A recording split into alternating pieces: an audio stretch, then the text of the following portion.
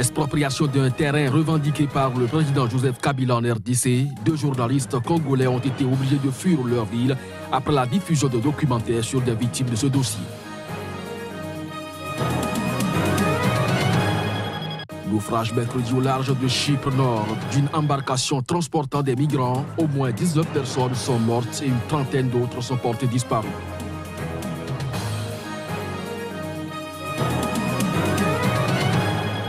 Lutte contre le paludisme dans le Sahel, le Burkina Faso, le Mali et le Niger ont lancé un plaidoyer et une campagne de sensibilisation transfrontalière sur les activités liées à la chimioprévention du paludisme saisonnier.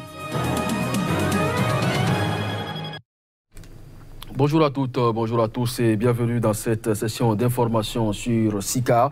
On démarre donc par une page santé, lutte contre le paludisme dans le Sahel. Le Burkina Faso, le Mali et le Niger ont lancé un plaidoyer et une campagne de sensibilisation transfrontalière sur les activités liées à la chimioprévention du paludisme saisonnier. Ceci pour les enfants de 3 à 59 mois. Plus de précisions avec notre correspondant au Niger, Abdul Karim Mahamadou. Cette rencontre qui a regroupé les techniciens du Burkina Faso, du Mali et du Niger a eu pour but de contribuer à la mise en œuvre efficace des interventions transfrontalières et des activités de suivi et d'évaluation afin de minimiser leurs effets et impacts pour le contrôle et l'élimination du paludisme et des maladies tropicales négligées. Les autorités nigériennes ont attiré l'attention des praticiens sur leurs responsabilités quant à la mise en œuvre des directives de l'Organisation ouest-africaine de la santé. Maintenant que la CPS a été adoptée comme intervention programmatique de routine, le moment est opportun pour mener une réévaluation des stratégies, de mise en œuvre, les rôles et les responsabilités de toutes les parties prenantes afin de maintenir l'impact positif atteint et de faire face au défi d'atteindre tous les enfants auxquels la CPS est applicable. Les techniciens des 3 pays, notamment des zones frontalières, ont chacun présenté la situation de leur localité respective et salué l'esprit de collaboration entre les agents de santé. La prévention de ce fléau dans notre contexte de grande endémicité peut être considérée comme un facteur dans la dynamique du développement socio-économique de nos pays. La présente rencontre est un moment privilégié de partage d'expériences sur la mise en œuvre de la CPS, dont l'objectif est de parvenir à une meilleure approche de la coordination des actions de mise en œuvre de part et d'autre de nos frontières communes. La coordinatrice du programme national de lutte contre le paludisme au Niger a appelé à des actions plus concertées et plus efficaces pour infléchir le taux de mortalité lié au paludisme. Aujourd'hui, il est inacceptable que des enfants de moins de 5 ans meurent de paludisme. Nous mettons à la disposition des formations sanitaires des moustiquaires gratuites pour les enfants de moins d'1 an, des moustiquaires gratuites pour les femmes enceintes pour la routine. Elles sont disponibles partout. Il n'y a pas de rupture de stock. Nous mettons à la disposition des médicaments pour la prévention chez les femmes enceintes. Il est mis en place des TDR pour le dépistage. Il est mis en place des ACT pour la prise en charge des cas simples. Il est mis en place de l'artesunate pour la prise en charge des cas graves. Les participants ont pris l'engagement d'améliorer la qualité des campagnes de chimioprévention du paludisme saisonnier afin que la maladie ne constitue plus la première cause de mortalité et de morbidité dans les 3 pays respectifs. Au Burkina Faso, l'Union pour le progrès et le changement, le principal parti d'opposition, tiendra son 2e congrès ordinaire du 20 au 22 juillet prochain. Près de 5000 congressistes sont attendus à cette importante rencontre statutaire du parti dont l'objectif sera de réfléchir par rapport aux stratégies pour une victoire à l'élection présidentielle de 2020. Des précisions avec Claude Romba, notre correspondant au Burkina Faso. L'UPC se met déjà en ordre de bataille pour 2020. La victoire à la prochaine élection présidentielle, c'est tout l'enjeu du prochain congrès du Parti du Lion. Le congrès, qui est une instance statutaire du parti, travaillera non seulement à renouveler la composition des organes dirigeants du parti, mais aussi et surtout à réfléchir sur d'autres stratégies idoines pouvant permettre à l'UPC de parvenir au pouvoir en 2020.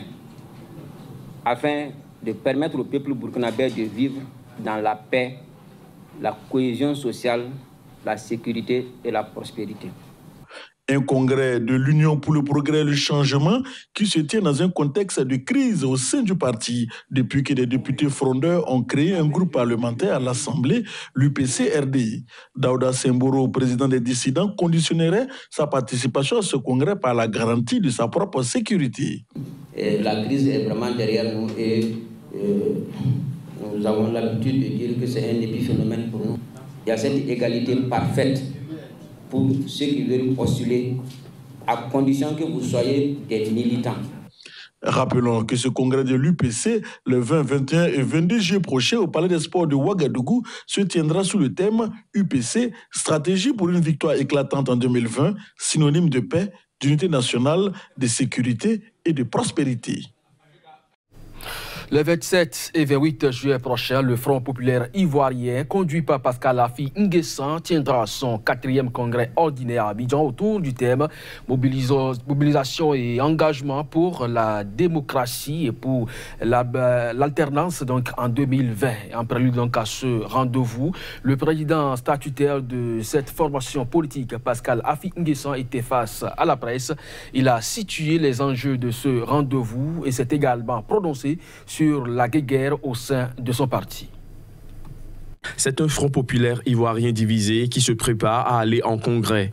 Alors que Pascal Affi N'Guessan galvanise sa troupe pour la tenue d'un congrès prévu les 27 et 28 juillet à Abidjan, Abdourahmane Sangaré et ses partisans se retrouveront à Moussou dans le fief de Simone Gbagbo à Grand Bassam pour un autre congrès. Une situation qui voit s'écarter le fossé qui séparait déjà les deux ailes de la formation politique de l'ancien président Laurent Gbagbo en quête de légitimité. Pour le FPI de Pascal Affi N'Guessan, le congrès des 27 et 28 juillet prochains devrait conforter sa légitimité. Lors d'une conférence de presse à Abidjan, au cours de laquelle il a annoncé ce congrès, Pascal Affi N'Guessan est revenu sur les querelles qui divisent le parti. Les gens poursuivent des intérêts personnels. Ils ne luttent pas pour Gbagbo. Il n'y a pas un seul frondeur qui peut dire qu'il lutte pour Gbagbo.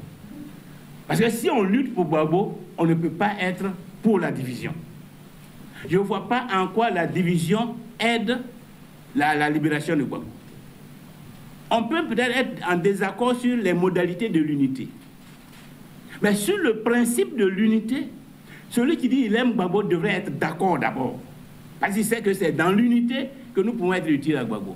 Mobilisation et engagement pour la démocratie et pour l'alternance en 2020, c'est autour de ce thème que se tient le 4e congrès du Front populaire ivoirien, Pascal Affi N'Guessan. Près de 12 000 délégués sont attendus au parc des sports de Trècheville à Abidjan.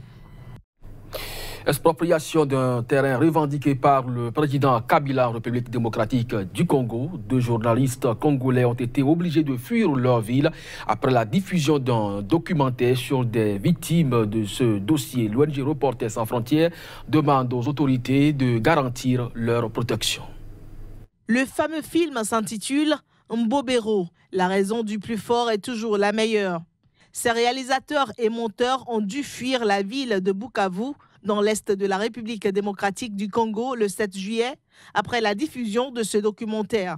Déjà la veille de ce dernier, Gaël Mpoyo et Franck Zongwe Lukawa, se sentant menacés, avaient préféré ne pas assister à la première de leur documentaire. Ces menaces se sont poursuivies par la suite, d'après Reporters sans frontières. En effet, l'enquête de 27 minutes rassemble les témoignages de plusieurs habitants chassés de leur village sur un terrain revendiqué par le président Joseph Kabila. Le documentaire, commandé par l'ONG Nouvelle Dynamique de la société civile en RDC, fait également intervenir des avocats qui contestent la politique de déguerpissement menée par les forces de sécurité. D'après l'enquête, plus de 2500 personnes ont été délogées, 317 maisons ont été détruites et un hôpital a été rasé depuis 2016. Après la diffusion du film, Gaël Mpoyo a reçu un appel téléphonique du gouverneur de la province du Sud Kivu, Jean-Claude Niamungabo, lui demandant avec insistance de ne pas s'exposer en se hasardant de diffuser ce film documentaire qui, selon son entendement, énervera davantage le président de la République. À Bukavu, l'Union nationale de la presse du Congo a appelé le gouverneur Niamungabo à s'impliquer personnellement pour sécuriser ses journalistes et leurs proches. La République démocratique du Congo occupe la 154e place dans le classement mondial de la liberté de la presse, établi par Reporters sans frontières en 2018.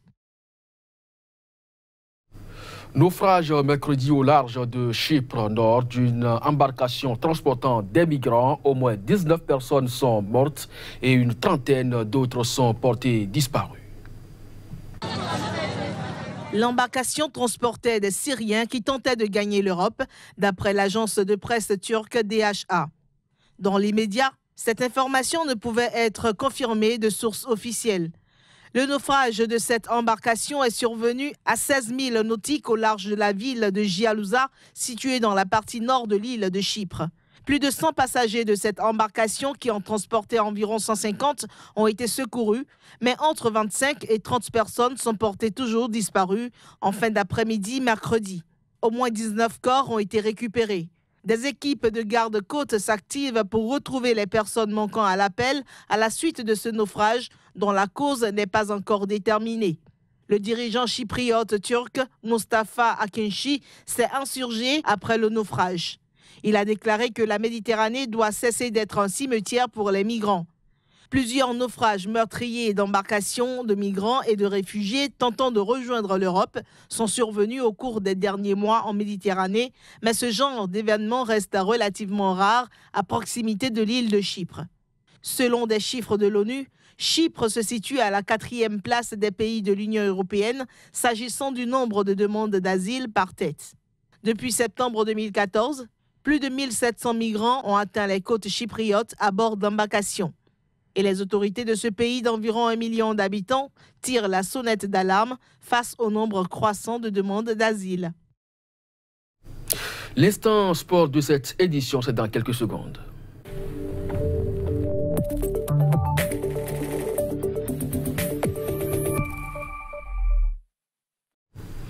Passé donc la phase de la Coupe du Monde Johannes Toadou, les clubs se préparent pour le démarrage de leur prochain championnat et la période est propice donc pour les mercato. Et là, on parle des Blues de Chelsea.